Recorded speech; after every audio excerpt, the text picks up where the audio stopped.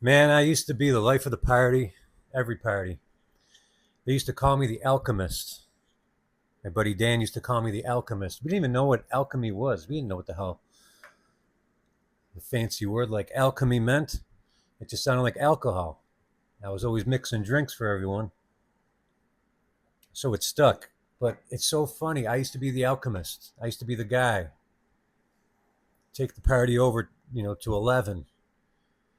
And now with one short, one phrase at a party. Now I'll shut a whole room down with just my opinion. Not even trying to piss people off, just giving my honest opinion. Giving you my honest opinion at a family gathering I guess there's another Mel Gibson Jesus movie out. And these people know, they already know me by now. They know, they set me up. And I don't really care. You want to set me up, it's fine. But I'm never going to just go along and get along. And like, I can't understand how people can watch a movie about Jesus and say things like, wow, they really nailed the accuracy. Do you see how they got this? I'm not kidding. I can't believe the detail they got on in Jesus' sandals and then all his wounds and now how real it all was. You gotta be fucking kidding me. I mean, you gotta be kidding me. There's no there's no logic anymore. It's just all emotion and it's all just people just don't have any sense of perspective. They have no perspective. And then I say something like, well, I guess if you believe that version of the Jesus story, I particularly don't. So I haven't seen that, and I watch movies like that. And that's what I said. I didn't say it like that, but I basically said I didn't agree with that version of the Jesus story. And this pool party of about 8, 9 people, splashing around, having fun. People are talking. And all of a sudden, now they're talking about this movie, and I'm already thinking, oh, brother, who's watching this shit? Well, apparently they are. And I know I sound like a judgy bastard. I'm not. I'm not. It's just disgusting to me. It's disgusting because people treat Christianity and Jesus's message as a fairy tale. It's like a Disney. They take everything literal out of the Bible. Like there were two of every animal on a boat. And they actually think that that's really what happened. And they're going to tell you, you don't understand. God was great. God can do anything. He could do that, of course. But he doesn't do that stuff anymore. Okay. All right. Let me get this straight. There's a God somewhere that created all this and he needs our worship. That never made sense to me either. Why what is what is worship anyways? You know, people worship Mel Gibson and all these celebrities and they'll defend them more than they defend themselves. It's fucking crazy. It's wild to me that people will base their whole lives on a religion they know nothing about. And even the fairy tale version, they don't even act like the fairy tale version of Jesus. It's not even his name, by the way. Jesus wasn't even his name. And I'm not trying to get into arguments and accuracy. How can you find accuracy with any of this? How can anyone put enough faith or belief if you know that these things have all been tampered with? That's what I'll never get past that. And if you look and see what Jesus was trying to teach, it's amazing. It's actually easy and it's meant for all of us to tap into. There's no religion. You are part of the God. You are a slice of God. You are the life. I hate to even use that word God. It's been so twisted, and it's been twisted on purpose. It's been twisted to make you go to work. It's been twisted to make you go to school. It's been twisted to make you go to family events and just nod along and smile. I don't do that, man. I can't do that. I've never been able to do that. But who's the first guy to lend a hand? Who's the first guy diving in to help or cook at these things? Me. And even though these people drive me nuts, I still take the high road most of the time. But I'm made to feel like the asshole. And these people act like I'm trying to dig at them, but all I do is just bring up the way I really feel about it.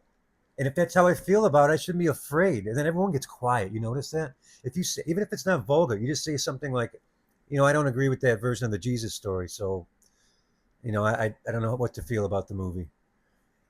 It's not even a response. It gets quiet. Like you just offended. It's like you just told them to go fuck their sister. I don't know what to even say. It's like you said the worst thing ever, and they just get quiet. And then I start laughing because I'm like, that's all it takes. Like I was just answering the fucking question. And that's why I'm usually silent at these things, and that's why I don't go to family stuff as much because I shouldn't have to be uncomfortable, especially if I have. It's not about like I don't show up at these things trying to argue. I just want to chill. When people come up and ask me, "Oh, what do you think about Sabrina Carpenter? You think she's a good singer?"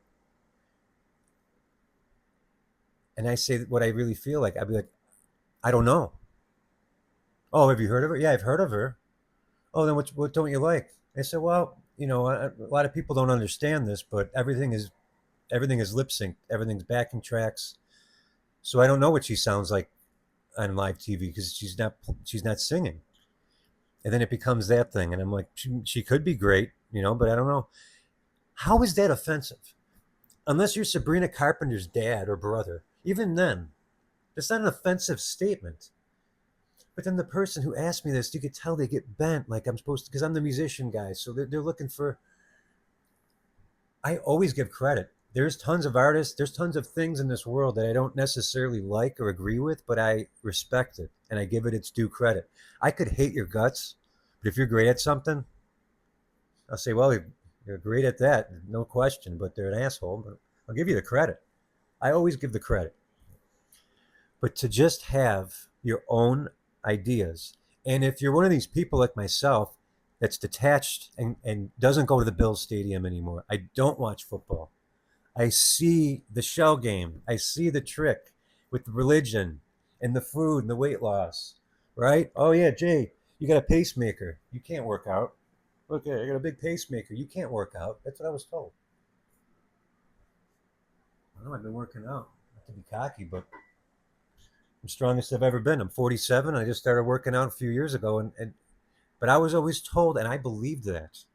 Whatever you believe in your mind, it is basically true. You can make yourself believe anything. Now, if there was some Jesus and he came down and that was really his name, and there was unequivocal proof, if all those times during my heart surgeries, my divorce, my hemorrhoidectomy, you know how many times I've called out for Jesus like they told me to? He never came. He never came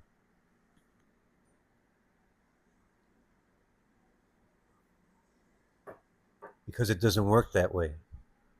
And I'm saying this now. This is my take, okay? This is my opinion. This is the way Jay sees it. I mean, you can see I'm wearing a Van Halen shirt. I mean, I've done it all as far as listening to all the craziest music. I've done all the drugs. I've done all this stuff. And at the end, where am I? I'm sitting here on my couch, sober, with a cup of coffee, feeling the best I've ever felt. And I got to this point by listening to that God in my head, by listening to the inner voice, not listening to some guy in a suit Sunday morning. But it gets old. Even this video, I was in my head. I've been trying to make YouTube videos. I've been psyching myself up for 3, 4 months. It's the constant cycle of fear. What's someone gonna say? What if I say the wrong thing? Who gives a shit? That's on the person. If I'm coming here with a loving heart and open mind, and my mind will change like that. That's why I could never. I'll never be in a religion. There's no religion to have besides your own life, your own, your own spirit, your own soul. That's the religion. And I'll tell you, man, if you dust that thing off and you put time into this, you stop meeting those friends for drinks. You stop going to those stupid football games that are rigged in basketball and everything else. It's all tampered. All tampered. Doesn't matter how it's tampered, it's tampered. We know this, okay? Besides some casual, like, entertainment, do something worthwhile, man. Start chipping away on that workout program. There's got to be a hobby or something, a passion that you want to do. There's a room in the house you've been wanting to work on. Go start working on that room. Just if you mess it up, so what? Paint over it. Once you get into things on your own and you start to cater to you and not the gallery, Everything changes. You're gonna be a little more lonely. But I got cats. You know, I got a new cat I'm taking care of. I lost Chloe. Oh, she's my best friend for almost 18 years. So that really threw a wrench into some things emotionally. But I'm out here because I care and I love, you know. And if there's someone out here that's like me feeling frustrated and my chance they get this video, maybe I'll make them feel good today. I don't know. Because I know I would appreciate it. Because when you're sitting there by yourself so many times and you always feel like you feel like you're the thorn in people's side. And I think what it is, I remind people of their shortcomings. I'm not trying to. I'm just trying to make people think for themselves. And with that, I will leave you. Thank you for listening. If you do like this, I don't know, subscribe. Maybe I'll make another video. Maybe I'll get the balls to do another follow up here. And now I plan on it, but let's see if I do it. Come back and see if I do it. All right. Love you.